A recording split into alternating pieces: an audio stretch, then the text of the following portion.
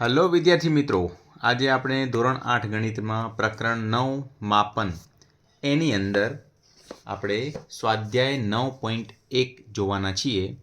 હવે આ પહેલો અને બીજો દાખલો જોઈએ એના પહેલાં એમાં જે સમીકરણ ઉપયોગમાં આવે છે એ સમીકરણ જોઈશું. તો સૌપ્રથમ આપણને પહેલું સમીકરણ દેખાય છે સમલંબ ચતુષ્કોણનું ક્ષેત્રફળ.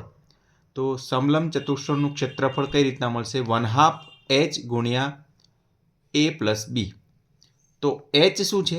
તો h અહીંયા લંબાઈ છે. જુઓ અહીંયા આપણને દેખાય છે સમલંબ ચતુષ્કોણ, એમાં આ જે લંબાઈ છે એ h કહેવાય છે અને સમાંતર બાજુઓ a અને સામેની બીજી બાજુ b, સમાંતર બાજુઓ a અને b. તો આવી રીતના આપણે આ સમીકરણનો ઉપયોગ કરીશું. તો સમલંબ ચતુષ્કોણ ABCD એનું સમીકરણ ક્ષેત્રફળનું થશે 1/2 ગુણ્યા h, એટલે કે આ ઊંચાઈ, લંબ ઊંચાઈ જે કહેવાય છે. આ જે આપણે કહીએ ને કેટલો ખૂણો હશે, લંબ કહીએ છીએ એટલે 90નો ખૂણો હશે, એ ધ્યાન રાખવાનું છે. પછી બીજું સમીકરણ સમાંતર બાજુ ચતુષ્કોણનું ક્ષેત્રફળ b ગુણ્યા h.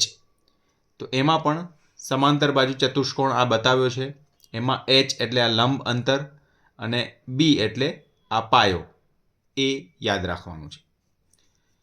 લંબ અંતર ગુણ્યા પાયો, આ જે છે આખો પાયો છે. પછી સમબાજુ ચતુષ્કોણનું ક્ષેત્રફળ 1/2 ગુણ્યા d1 ગુણ્યા d2. આગળ આપણે દાખલામાં આવશે ત્યારે ફરીથી આપણે એનો ખ્યાલ જોઈશું, પણ અત્યારે એક વખત જોઈ લઈએ. d1 ગુણ્યા d2, તો d1 d2 એ પણ તમને બતાવ્યા છે. ત્રિકોણનું ક્ષેત્રફળ 1/2 ગુણ્યા પાયો ગુણ્યા વેધ, એ તો આપણને ખબર જ છે. લંબચોરસનું ક્ષેત્રફળ લંબાઈ ગુણ્યા પહોળાઈ, એ પણ ખબર છે. અને ચોરસનું ક્ષેત્રફળ, તો એમાં જે બે સાઈડ સરખી જ હોય એટલે એ જે સાઈડ છે ગુણ્યા એ જ સાઈડ, તો એ આપણે ચોરસનું ક્ષેત્રફળ. તો આ રીતના સમીકરણ આપણે જોયા. આ જે વિડીયો છે એમાં સમલંબ ચતુષ્કોણનો આ ક્ષેત્રફળનો ઉપયોગ આપણે કરીશું. જોઈએ, આપણે અહીં જોઈ શકીએ છીએ સ્વાધ્યાય 9.1, એમાં પહેલો જ દાખલો છે. એક ટેબલની ઉપર સમતલ પાટિયું સમલંબ ચતુષ્કોણ આકારનું છે. જો તેની સમાંતર બાજુઓની લંબાઈ 1 મીટર અને 1.2 મીટર હોય અને સમાંતર બાજુઓની વચ્ચેનું લંબ અંતર 0.8 મીટર હોય તો ટેબલના આ પાટિયાનું ક્ષેત્રફળ શોધો. તો અહીંયા તમે જોશો વિદ્યાર્થી મિત્રો, તો આપણને આપેલું છે કે સમાંતર જે બાજુઓ છે એમાં એક બાજુ 1 મીટર આપી છે, એટલે આ જે 1 મીટર છે એ a છે. આ શું છે? a. હવે બીજી બાજુ આપી છે 1.2, એ તમારો b થશે. અને જે આ લંબ અંતર એ શું થશે? આપણો h થશે. તો આપણે અહીંયા ઉકેલમાં લખીએ. સૌપ્રથમ a આપણને આપેલું છે 1 મીટર, b આપેલું છે 1.2 મીટર અને h લંબ અંતર એ આપેલું છે 0.8 મીટર. બરોબર. તો આપણે જે સમીકરણ હમણાં તમને બતાવ્યું સમલંબ ચતુષ્કોણનું ક્ષેત્રફળ, તમે જોઈ શકો છો આ જે છે આકાર અને આ આકાર સમલંબ ચતુષ્કોણ એ છે, બંને સરખું છે. તો આ આપણે સમીકરણ ઉપયોગમાં લઈશું. તો સમલંબ ચતુષ્કોણ ક્ષેત્રફળ બરાબર 1/2 ગુણ્યા h ગુણ્યા a પ્લસ b. તો બધાની વેલ્યુ મૂકીશું. 1/2 h ની કિંમત આપણી જોડે છે 0.8 ગુણ્યા, હવે a વત્તા b, તો એ આપણી જોડે છે 1 વત્તા b છે 1.2. તો જોઈએ,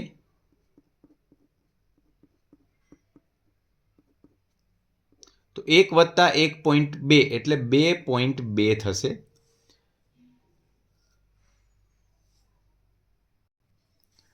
આગળ આપણે સાદુરૂપ આપીશું. તો જુઓ 1/2.8 ગુણ્યા, હવે આ 2.2 છે એને આપણે 1.1 ગુણ્યા 2 લખી શકાય. જુઓ તમે આનો ગુણાકાર કરશો ને 1.1 ગુણ્યા 2 તો આપણને મળશે 2.2. તો એ કેમ કર્યું? કારણ કે આપણને આ 2 અને આ 2 ઉડાડવા છે. તો હવે આપણી જોડે આવ્યું 0.8 ગુણ્યા 1.1.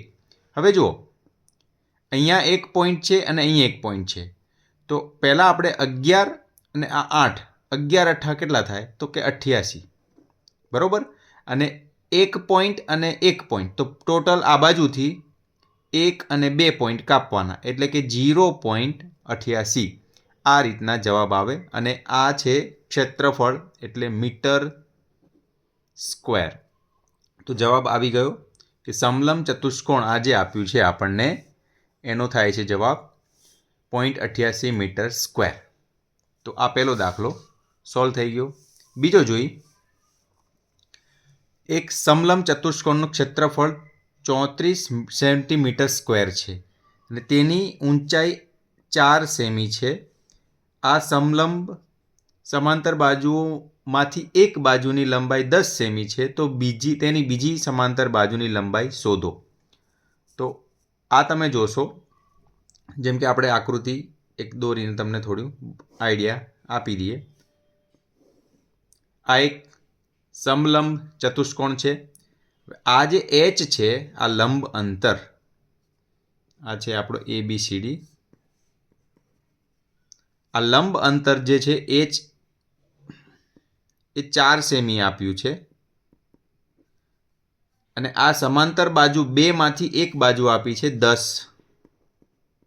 સેમી, એટલે આ એ આપ્યો છે એવું સમજો. બી તમારે બીજી બાજુ શોધવાની છે અને તમને ક્ષેત્રફળ આપી દીધું છે. તો આપણે લખીશું ઉકેલ, સમલંબ ચતુષ્કોણનું ક્ષેત્રફળ બરાબર, ક્ષેત્રફળ કેટલું આપ્યું છે? તો કે 34 સેમી સ્ક્વેર. હવે સમલંબ ચતુષ્કોણનું ક્ષેત્રફળ એ આપણને આપણી જોડે સમીકરણ છે 1/2 ગુણ્યા h ગુણ્યા a પ્લસ b. તો 1/2 ગુણ્યા h ગુણ્યા a પ્લસ b, જે આપણને કેટલું આપ્યું છે સામે? 34. હવે જોઈશું, h અને a ની વેલ્યુ છે આપણી જોડે, તો એ મૂકી દઈએ અને આ 2 ને આપણે આ બાજુ લઈ લેશું. તો h ની વેલ્યુ કેટલી મૂકીએ? h ની 4 છે, તો 4 ગુણ્યા એ આપણને 10 આપ્યા છે, બી તો શોધવાના જ છે, અને 34 આ જે 2 હતા એ સામે લઈ લીધા, ગુણ્યા 2, બરોબર. હવે આ 4 જે છે એ પણ નીચે જશે અહીંયા, તો 10 વત્તા બી બરાબર 34 ગુણ્યા 2 ભાગ્યા 4. તો જોઈએ હવે અહીંયા 2 ભાગ ચાલશે, એટલે કે બી આપણે બી શોધવાનો છે. તો બી બરાબર, જુઓ આ 34 અહીંયા 2 છે, 2 અને 2 ભાગ ચાલશે, 17 ભાગ્યા 2, સોરી 34 ભાગ્યા 2 એટલે કે આવશે 17, અને આ માઇનસ આ બાજુ જશે 10. તો બી આપણને મળે છે 17 માઇનસ 10, એટલે કે 7 સેમી. એટલે બી જે શોધવાનો હતો એ મળી ગયો 7 સેમી. તો આપણે છેલ્લે લખવાનું સમલંબ ચતુષ્કોણની બીજી સમાંતર બાજુ 7 સેમી થાય. તો આ રીતના આ દાખલો પણ સોલ્વ થઈ ગયો. આ દાખલો એકદમ ઇઝી છે, કશું નથી. ખાલી આપણે આ સમલંબ ચતુષ્કોણનું ક્ષેત્રફળનું જે સમીકરણ છે એ યાદ હોવું જોઈએ. તો આ વિડીયોમાં આપણે આટલું જ રાખીએ છીએ. નેક્સ્ટ વિડીયોમાં આપણે ત્રીજો ચોથો એક્ઝામ્પલ જોઈશું. તો આ વિડીયો કેવો લાગ્યો કોમેન્ટ કરીને જરૂરથી કહેજો. ધન્યવાદ.